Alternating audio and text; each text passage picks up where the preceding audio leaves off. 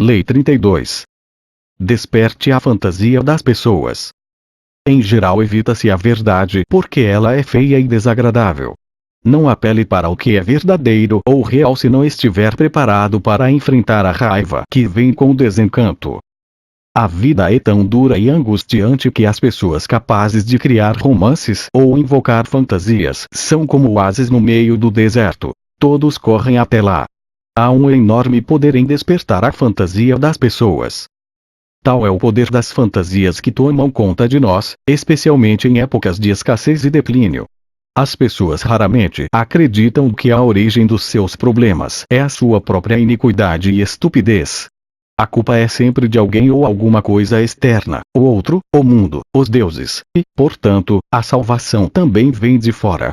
Para conquistar o poder, você tem de ser fonte de prazer para as pessoas que o cercam, e o prazer vem de brincar com as fantasias dessas pessoas. Não lhes prometa uma melhoria gradual por meio do trabalho árduo. Pelo contrário, prometa-lhes a lua, a grande e súbita transformação, o pote de ouro. A fantasia não atua sozinha. Ela exige a rotina como panos de fundo. É a opressão da realidade que permite a fantasia enraizar-se e florescer. Na Veneza do século XVI, a realidade era o declínio e a perda de prestígio. A fantasia correspondente descrevia uma súbita recuperação das glórias passadas através do milagre da alquimia. Quem consegue tecer com os fios da dura realidade uma fantasia tem acesso a poderes incalculáveis. Na busca pela fantasia que vai dominar as massas, portanto, fique de olho nas trivialidades que pesam tanto sobre todos nós. Não se distraia com os retratos glamourosos que as pessoas fazem de si mesmas e das suas vidas. Pesquise o que realmente as aprisiona. Uma vez descobrindo isso, você tem a chave mágica que colocará em suas mãos um grande poder. Embora os tempos e as pessoas mudem, vamos examinar algumas das realidades opressivas que não mudam, e as oportunidades de poder que elas proporcionam. A realidade. A mudança é lenta e gradual. Exige muito trabalho, um pouco de sorte, uma quantidade razoável de sacrifício pessoal e muita paciência. A fantasia. Uma transformação repentina provocará uma mudança total no destino de uma pessoa, evitando o trabalho, a sorte, o sacrifício pessoal e a demora de um só golpe fantástico. Esta é a fantasia por excelência dos charlatões que até hoje ficam nos rondando. Prometa uma grande e radical mudança, da pobreza para a riqueza, da doença para a saúde, da miséria para o êxtase, e você terá seguidores. O que fez o grande trambiqueiro alemão do século XVI, Leonhard de Tourneser, para se tornar médico da corte do príncipe de Brandemburgo sem nunca ter estudado medicina? Em vez de receitar amputações, ventosas e purgativos de gosto ruim, medicamentos da época, Tourneser oferecia elixires adocicados e prometia recuperação imediata. Os cortesãos sofisticados, especialmente, queriam a sua solução de ouro potável que custava uma fortuna.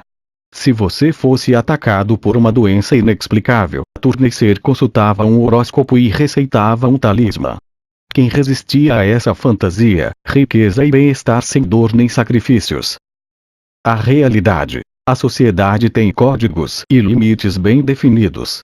Nós compreendemos estes limites e sabemos que temos que nos mover dentro dos mesmos círculos familiares, dia e noite. A fantasia. Podemos entrar num mundo totalmente novo, de códigos diferentes e com a promessa de aventuras. No início do século XVIII, toda a Londres se alvoroçou com os boatos sobre um estranho misterioso, um jovem chamado George Psalmanazar. Ele acabara de chegar de uma terra que a maioria dos ingleses julgava fantástica, a ilha de Formosa, hoje Taiwan, na costa da China. A Universidade de Oxford contratou Psalmanazar para ensinar a língua que se falava naquela ilha. Alguns anos depois ele traduziu a Bíblia e, em seguida, escreveu um livro, que se tornou logo um best-seller, sobre a história e a geografia de Formosa. A realeza inglesa recebia prodigamente o jovem e ele, onde quer que fosse, divertia seus anfitriões com histórias maravilhosas sobre a sua terra natal e seus costumes bizarros. Quando Psalmanazar morreu, entretanto, seu testamento revelou que ele era apenas um francês com uma fértil imaginação. Tudo que ele contara sobre Formosa, seu alfabeto, seu idioma, sua literatura, toda a sua cultura, era invenção sua.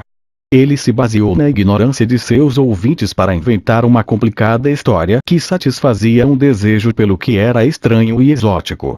O rígido controle da cultura britânica sobre os perigosos sonhos das pessoas lhe deu uma oportunidade ótima para explorar as suas fantasias. A fantasia com o exótico, é claro, passa também pela fantasia sexual. Mas não precisa chegar muito perto, porque o físico perturba o poder da fantasia. Ele pode ser visto, agarrado, e depois se torna cansativo, o destino da maioria dos cortesãos. Os encantos físicos da amante só despertam o apetite do seu senhor por prazeres diferentes, é uma nova beleza a ser adorada. Para dar poder, a fantasia deve permanecer até certo ponto irrealizada, literalmente irreal. A dançarina Mata Hari, por exemplo, que ficou famosa em Paris antes da Primeira Guerra Mundial, tinha uma aparência bastante comum. Seu poder vinha da fantasia que ela criou sobre si mesma, como uma mulher exótica e estranha, impenetrável e indecifrável. O tabu com que ela operava não era tanto o sexo em si, mas o desrespeito aos códigos sociais. Outra forma de fantasia com o exótico é simplesmente a esperança de alívio para o tédio.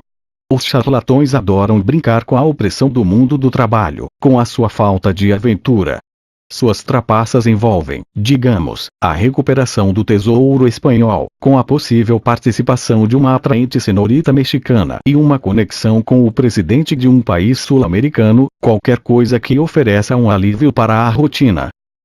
A realidade. A sociedade é fragmentada e cheia de conflitos. A fantasia. As pessoas podem se juntar numa união mística de almas. Na década de 1920, o trapaceiro Oscar Artzeu ficou rico de repente com o velho truque de Sir Francis Drake, que prometia basicamente a qualquer otário que tivesse o sobrenome Drake uma boa parte do desaparecido tesouro de Drake, ao qual Artzeu tinha acesso.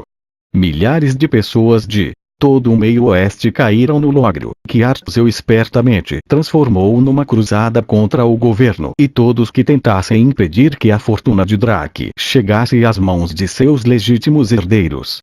Criou-se uma união mística dos oprimidos Drake, com encontros e comícios exaltados.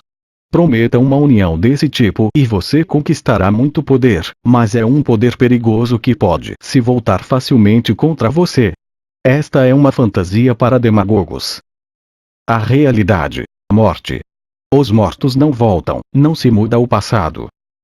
A fantasia. Uma súbita inversão deste fato intolerável. Esta trapaça tem muitas variações, mas exige grande habilidade e sutileza. Há muito tempo que se reconhece a beleza e a importância da arte de Vermeer, mas seus quadros são poucos e extremamente raros. Na década de 1930, entretanto, começaram a surgir Vermeer no mercado de arte. Chamaram especialistas para conferir, e eles garantiram que eram autênticos. Possuir um destes novos Vermeer seria o auge da carreira de um colecionador. Era como a ressurreição de Lázaro. Curiosamente, Vermeer tinha ressuscitado. Alterou-se o passado. Só mais tarde se soube que os novos Vermeer eram obra de um falsário holandês de meia-idade, um tal Anne van Meegeren. E ele tinha escolhido Vermeer porque compreendeu o mecanismo da fantasia. Os quadros pareceriam reais exatamente porque o público e os especialistas também queriam muito acreditar que eram. Lembre-se, a chave para a fantasia é a distância. O que está distante fascina e promete, parece simples e sem problemas. O que você está oferecendo, portanto, deve ser inalcançável. Não deixe que se torne opressivamente familiar. É a miragem lá longe, que vai se afastando conforme o tolo se aproxima. Não seja muito objetivo ao descrever a fantasia.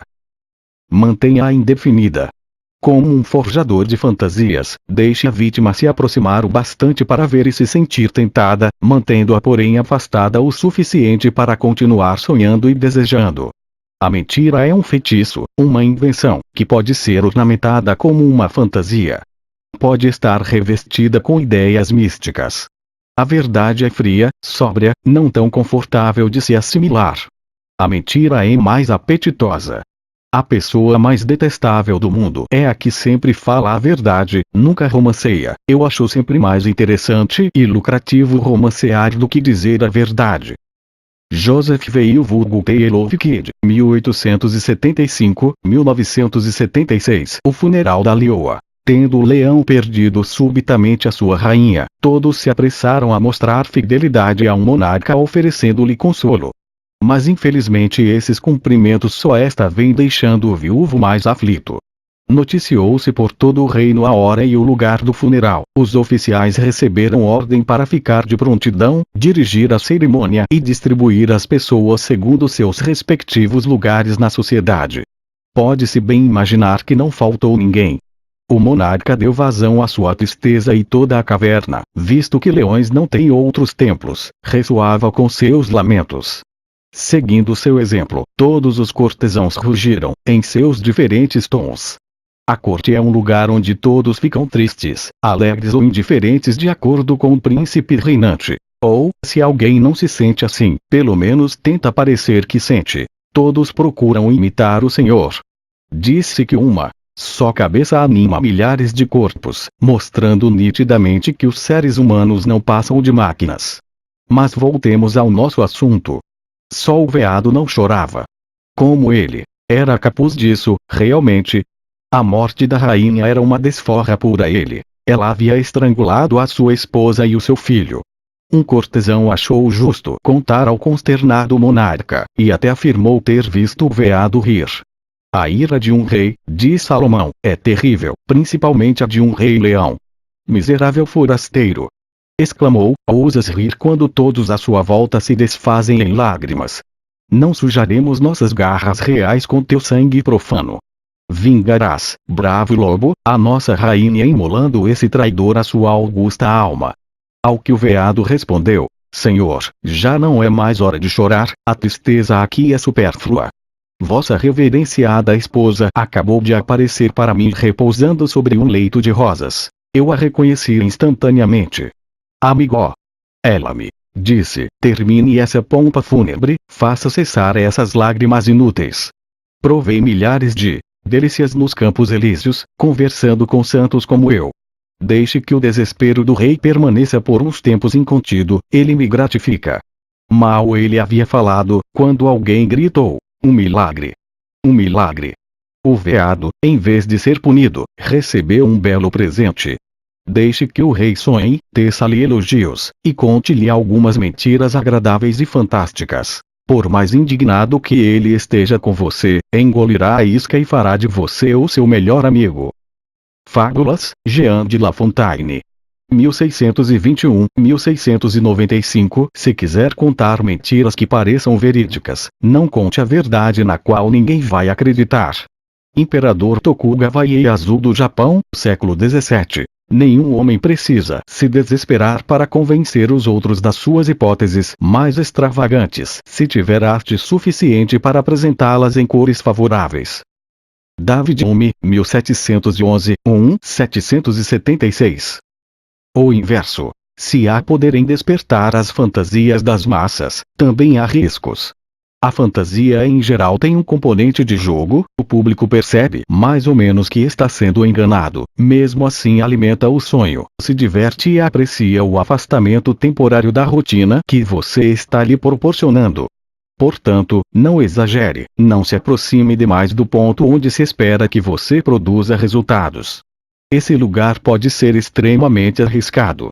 Uma última coisa. Não cometa, jamais, o erro de achar que a fantasia é sempre fantástica.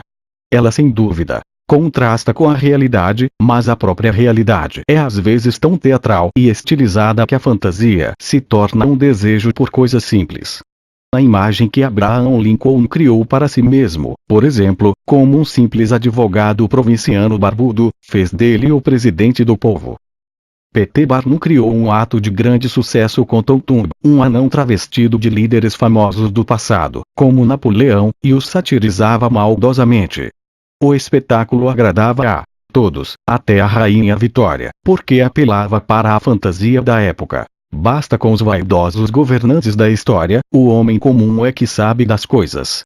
Tom Thumb inverteu o Modelo familiar de fantasia em que o ideal é o que é estranho e desconhecido. Mas o ato continuava obedecendo à lei, pois a base era a fantasia de que o homem simples não tem problemas, e é mais feliz do que o rico e poderoso. Tanto Lincoln quanto Taunton representaram o plebeu que se mantinha cuidadosamente à distância. Se você jogar com essa fantasia, deve também ter o cuidado de cultivar o distanciamento e não deixar que a sua persona plebeia se torne familiar demais, ou não se projetará como fantasia.